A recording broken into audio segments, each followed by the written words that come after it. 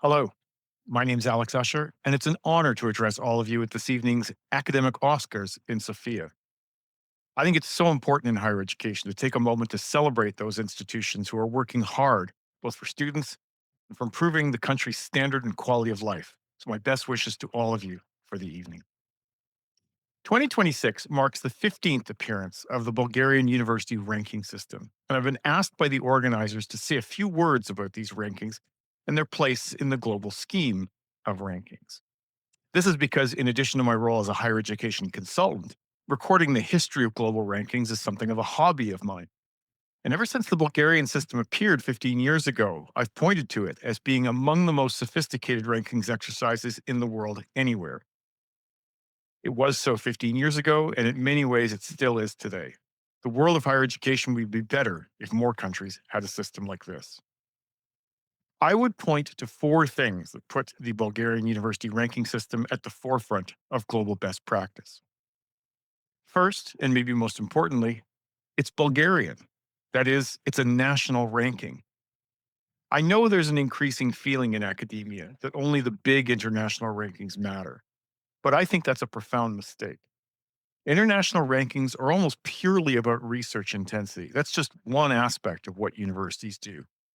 They matter to a very small percentage of universities worldwide. The number of countries which have a meaningful number of institutions in the world top 500 is maybe 15.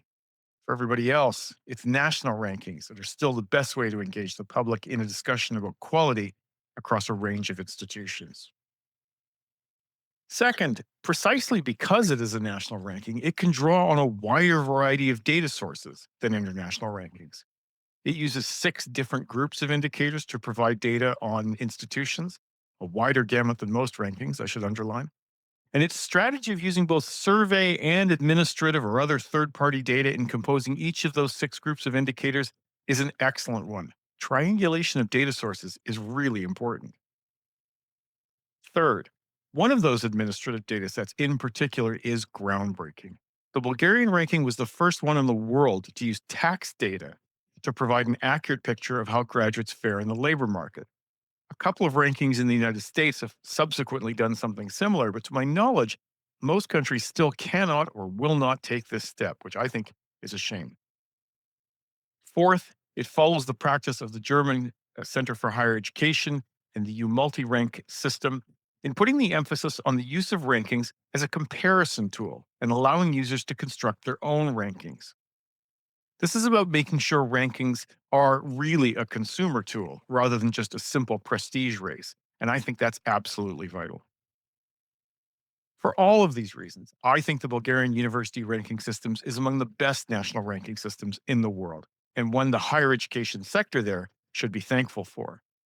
I'm sure there's lots of ways it could be improved. That's true of almost anything.